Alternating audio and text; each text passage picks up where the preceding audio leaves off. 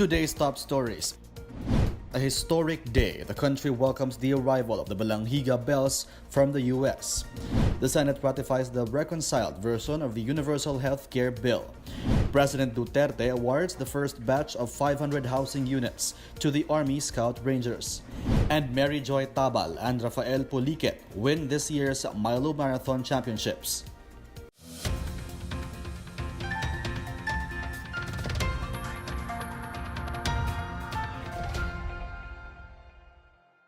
Good day, I'm William Theo. Welcome to the PNA Newsroom. The fabled Balangiga bells are back in the Philippines after over a century in U.S. possession. The government hails the return of the bells as part of its shared history of the United States and the Philippines. Rom Dulfo has the story. After 117 years, the Balangiga bells returned to the Philippines through the joint efforts of U.S. and Philippine officials. The bells arrived Tuesday morning at the Villamor Air Base. Defense Secretary Delfin Lorenzana received the bells from U.S. Ambassador to the Philippines, Sung Kim, in a handover ceremony witnessed by Executive Secretary Salvador Medialdea. AFP Public Affairs Office Chief Noel De Toyato says the return of the bells from U.S. possession strengthens the relations between the U.S. and the Philippines. He says the gesture is a sign of respect by the U.S. towards an ally. For his part, Ambassador Kim says returning the bells was the right thing to do as they are important symbols of Philippine independence. The Balangiga bells are war trophies taken by American troops from the Balangiga Church in eastern Samar following the Balangiga encounter in 1901. President Rodrigo Duterte appealed for the return of the bells in his State of the Nation address or SONA in 2017. The president will attend the turnover of the bells to Balangiga officials in eastern Samar on Saturday, December 15. For the PNA Newsroom, I'm Rom Dulfo. The House of Representatives has given green light to federalism. The lower house has approved on third and final reading today the measure seeking to shift to a federal form of government and the removal of the term limits for lawmakers. Speaker Gloria Arroyo's proposal was met with 224 affirmative votes, 22 negative votes, and 3 abstentions. Under the federal charter, the form of government will be a presidential bicameral federal system. One notable characteristic of the charter, while the president and the vice president will have the same powers as stated in the 1987 Constitution, a vote for the chief executive will also be a vote for the vice president. They should also belong to the same party. The draft charter also provides that President Duterte is prohibited from running in the 2022 elections. For the PNA Newsroom, I'm Rom Dulfo. The Department of Education is closely working with the Armed Forces of the Philippines to monitor community schools reported as breeding grounds for future members of the New People's Army. DepEd Undersecretary Annalyn Sevilla said their department will make sure that all schools, especially the community schools in far-flung areas, have permits to operate to ensure proper regulation and control over the management of such institutions. Meanwhile, AFP Public Affairs Chief Colonel Noel De Toyato says there could be a possibility that some DepEd officials and personnel were threatened by the NPA to allow the operation of salugpungan schools in the Davao region. Majority of the United Nations member states, including the Philippines, adopted the Global Compact for safe, orderly, and regular migration. The event held in Marrakech, Morocco, aims to manage migration and address migrant rights. Present during the event is Foreign Affairs Secretary Teodoro Locsin Jr. He said the compact was adopted with reason by showing that migrants have been useful additions to host countries. The Philippines was among the 164 governments that took part in the historic move towards managing the global migration crisis. While a number of member states, including the U.S., shunned the accord, Locsin said the overwhelming support of other countries on the compact's adoption defeats the notion that migration is bad. UN data shows that more than 60,000 migrants globally have died on the move since 2000. The adoption of the pact, now known as Marrakech Compact, coincides with the 70th anniversary of Universal Declaration of Human Rights, a document which is central to the pact. TESDA has certified the competency of over 2,000 overseas Filipino workers. On-site assessment program aims to find out if the OFWs possess the competence required in a preferred work. The latest on-site assessment was conducted in Dubai from November 16 to 18 for caregiving and visual graphics design. Aside from Dubai, on-site assessments are also being conducted in Hong Kong, Singapore, Abu Dhabi, Jeddah, and Riyadh. On-site assessment will also be available in Malaysia, Qatar, and Jordan very soon. President Rodrigo Duterte leads the awarding of housing units to the Army Scout Rangers. And lawmakers approved the lowering of the retirement age of government employees. More on these and other news around the metro from Benj Bondok. President Rodrigo Duterte led the initial awarding of 500 housing units to the AFP's Army Scout Rangers. Each fully furnished, two-bedroom unit costs 944,000 pesos, but Duterte reduced further the price to 844,000 pesos. This means the recipient has to pay only a 4,000 peso monthly amortization. The remaining 500 units of the housing project in San Miguel, Bulacan will be completed by May next year.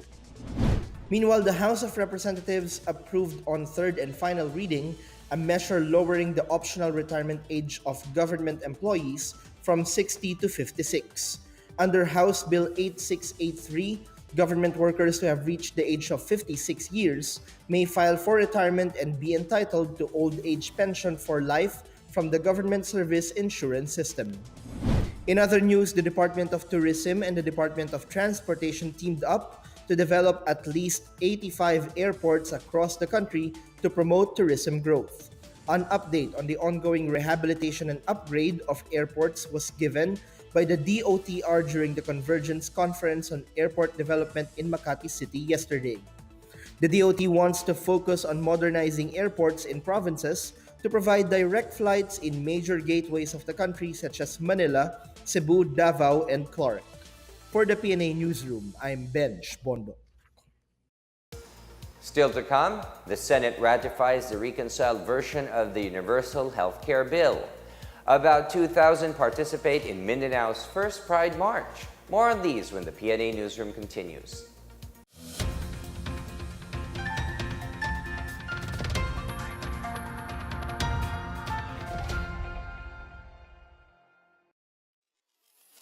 Ito ang Duterte on Duty.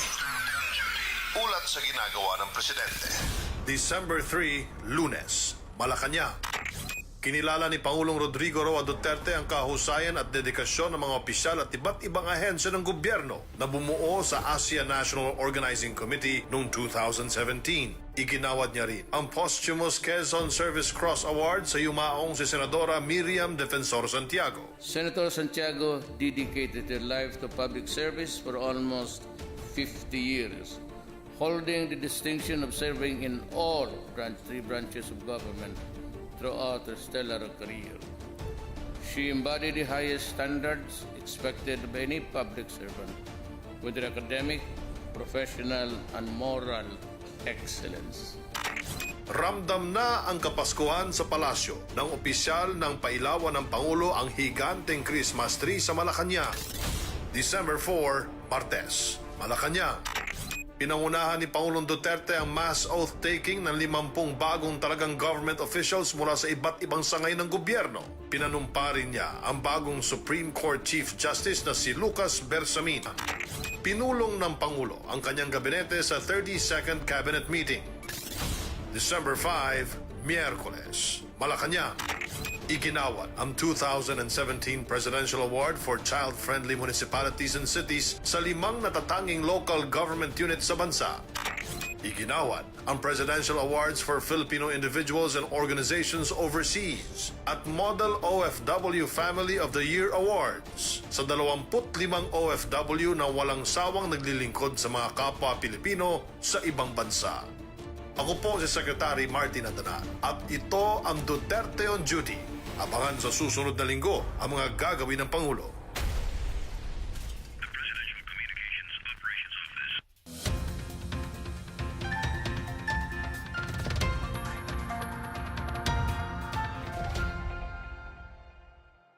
The Senate ratified the Bicameral Conference Committee report on the reconciled version of the Universal Healthcare Bill. The healthcare bill seeks to guarantee equal access to quality and affordable health services. Ejercito also thanked President Rodrigo Duterte for his full and open support for the passage of the said bill. President Duterte earlier called on Congress to pass the health care bill and certified it as urgent. The proposed measure seeks to organize reforms in agencies that implement the country's universal health care program, such as the Department of Health, PhilHealth, and local government units. The BPO industry is expected to become a major driving force in office take-up as it rises again in 2019. Lee Chu property consultant David Lee Chu explains that big brands from the United States have committed to provide thousands of jobs in the Philippines in the next 18 months. He says the BPO's take-up in Metro Manila has been continuously declining from 2016 due to diversifying out of the country. Among the measures to address the issue is the government needs to promote more economic zones, invest in education and retooling of people, and compromise on tax incentives. Lee Chu adds that demand for office space next year will also come from Philippine offshore gaming operators and multinational companies. Demand for office space in the Philippines reached a record high of 1.5 million square meters as of December 2018, with Metro Manila accounting for 74%. Asian Development Bank, or ADB, vows to increase funding to the Philippines in support of the government's infrastructure program. ADB President Takehiko Nakao says they will double the average loans from 2019 to 2021 to around $2.5 billion annually. The Duterte administration targets to spend at least 8 trillion pesos for the Build, Build, Build program. The expanding private participation in infrastructure program aims to increase financial services to small businesses, farmers, workers, women, and other vulnerable sectors. On the other hand, the Inclusive Finance Development Program will tap the private sector to aid the government's external financing requirements. Both loans are worth $300 million each. Members of the Regional Peace and Order Council in Northern Mindanao unanimously passed a resolution in support of the extension of martial law. Cagayan de Oro City Mayor Oscar Moreno reiterated his support for President Rodrigo Duterte's call to place the island under martial rule. He said martial law has preserved and protected the rights of Mindanaoans as compared to the same from the Marcos regime. The council is composed of local government heads with police and military officers in northern Mindanao region. Aside from passing the resolution, the members also discussed key issues relating to local terrorism. They all agreed to maintain stringent checkpoints in their respective areas. The DOH honored Legazpi City for its bloodletting advocacy, and Mindanao holds its first Pride March. More on these stories from the provinces from Maricor Zapata. In Legazpi City, the City Health Office received Sandugo Award for being the best implementer of the Blood Services Program of the Department of Health in the entire Bicol region. The Sandugo Award is part of the commitment of the city to promote blood donation and ensure safe and healthy blood. In Iloilo City, about 130 applicants were hired on the spot during the Christmas job fair held in cooperation with the Public Employment Services Office. Most of the job openings were in malls, drugstores, and supermarkets, and around 60,000 job vacancies abroad. In Cagayan de Oro City, the first Mindanao-wide Pride March is held in a bid to further diversify and uphold the rights of the lesbian, gay, bisexual, transsexual, and queer community. Around 2,000 people joined the so-called Kadaiyahan Festival organized by Mindanao Pride. Other participating organizations include Balaod Mindanao, Amnesty International, the Netherlands Embassy, Spark Philippines, Legal Rights and Resource Center, and the Commission on Human Rights. The City Health Office provided free HIV testing during the event. For the PNA Newsroom, I'm Maricor Zapata. Up next, President Duterte appoints new government officials, including the daughter of Speaker Gloria Macapagal Arroyo. Mary Joy Tabal and Rafael Poliquit win this year's MILO Marathon Championships. The PNA Newsroom returns after these reminders.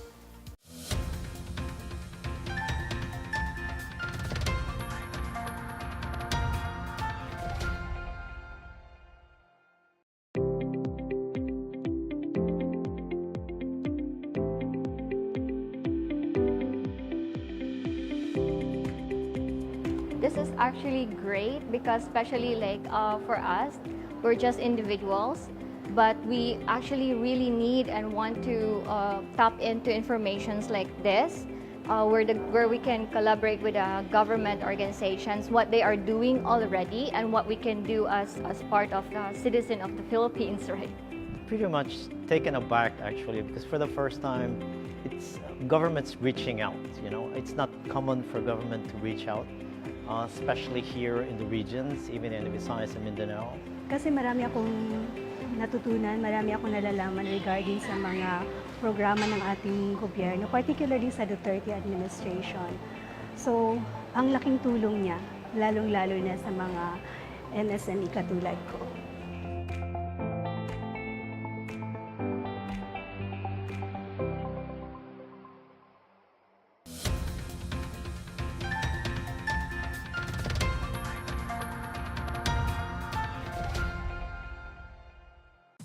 The daughter of House Speaker Gloria Macapagal-Arroyo is one of several new officials under the Duterte administration. President Duterte appointed Evangeline Luli Arroyo Bernas as chairperson of the National Museum Board of Trustees. Arroyo Bernas was appointed last December 6, replacing Ramon del Rosario Jr. Meanwhile, the president appointed retired Army Colonel and Bases Conversion and Development Authority Director Yusop Himlani as presidential advisor on local extremist groups' concerns. Ramon Ike Señeres was named Board of Director of the Philippine Charity Sweepstakes Office. About 135 protesters were injured, while over 1,000 others were arrested amid protests against high living costs in France. Some 10,000 demonstrators dressed in yellow vests participated in Paris, while thousands more turned out across the country. The Yellow Vest movement was a social media movement against high living costs caused by President Emmanuel Macron's fiscal and economic policy. Protesters demand concrete moves, notably an increase in minimum wage and lower taxes. The government has poured 89,000 officers into French cities to augment security. Interior Minister Christophe Castaner said the situation is under control but totally unacceptable. Prime Minister Edward Philippe called for dialogues as he insisted that no tax can threaten national unity. SEA Games gold medalist Mary Joy Tabal made history after winning her sixth title in the MILO Marathon National Finals in Laoag City, Ilocos Norte. Tabal clocked 2 hours, 56 minutes, and 31 seconds to finish the 42-kilometer race, which started at the Laoag Centennial Arena and ended at the President Ferdinand Marcos Memorial Stadium. In the men's division, Rafael Poliquit of Davao del Norte collected his third title with the best time of 2 hours, 28 minutes, and 47 seconds. Tabal and Poliquit each received 150,000 pesos in cash and slots in the 30th SEA Games. The MILO Marathon National Finals was held for the first time in Laoag City on December 9 to celebrate Ilocos Norte's bicentennial anniversary. Lawmakers visit Marawi's most affected areas to assess and make sure that people of Marawi get the services that they need. More on this from Wilnard Barcelona.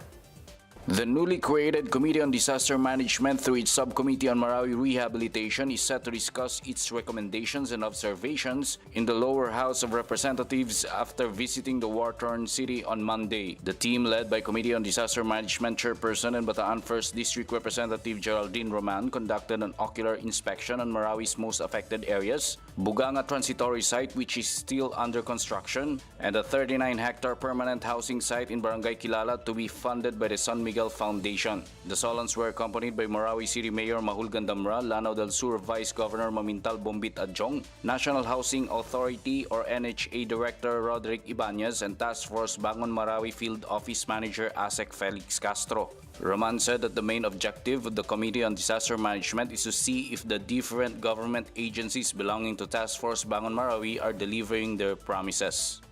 We want, the people of Marawi to feel that the government is fulfilling its duty and fulfilling its promises. No? Kami naman po sa House of Representatives consider this as a friendly tap on the shoulder. This is part of our oversight functions. In just a matter of 2 weeks, Romance Committee was able to help NHA and TFBM to fast-track the purchase of land in Barangay Kilala to immediately start the construction of permanent houses for the Marawi IDPs. The committee is now also working with NHA and TFBM to address other problems on the ongoing debris clearing inside MAA. The Solons also met with Marawi IDPs in the afternoon to personally ask their situation and note their concerns. We want to ask the residents of Marawi, kamusta na po kayo? Lalo na yung mga bata.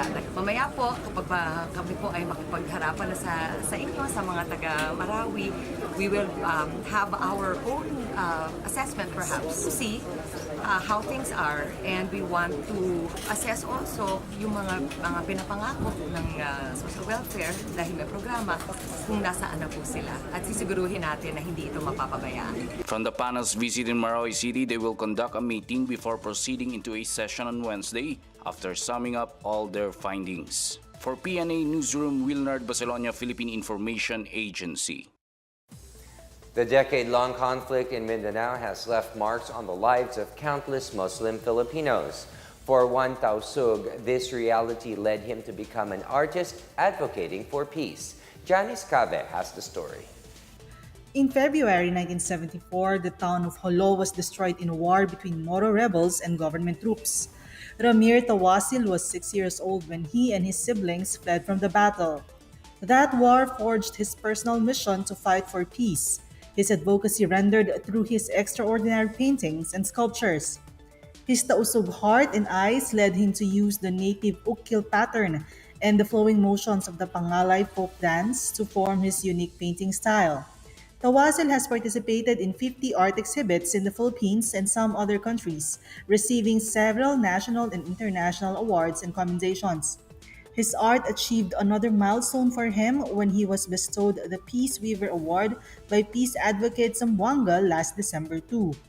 The award is given annually by PAZ and Interreligious Solidarity for Peace during the Mindanao Week of Peace celebration. For Tawasil, peace should not be chased by the gain of an award. Even so, he vows to use his art to continue building peace for the next generation. For the PNA Newsroom, I'm Janice Cave. Let's now check out the weather forecast for Metro Manila and the rest of the country.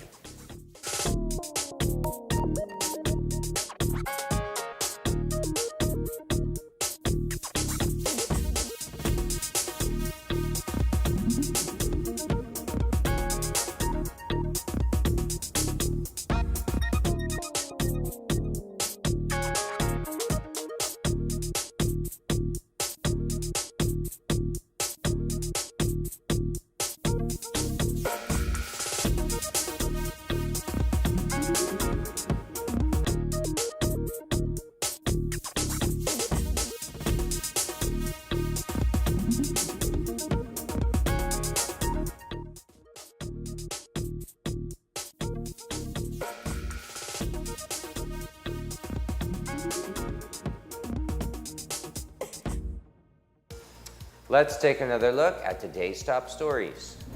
A historic day, the country welcomes the arrival of the Balangiga bells from the U.S. The Senate ratifies the reconciled version of the Universal Health Care Bill. President Duterte awards the first batch of 500 housing units to the Army Scout Rangers. And Mary Joy Tabal and Rafael Poliquit win this year's MILO Marathon Championships. Thank you for watching another edition of the PNA Newsroom. To check out these and other stories, visit the PNA website or follow the Philippine News Agency on Facebook and Twitter. For more stories about the government and how it serves the Filipinos, look for these hashtags in all of our social media platforms and websites. And 2 weeks to go and only 14 days before Christmas. And that's your daily dose of the latest news and information that you need to know. From the PNA Newsroom, I am William Theo. Good day.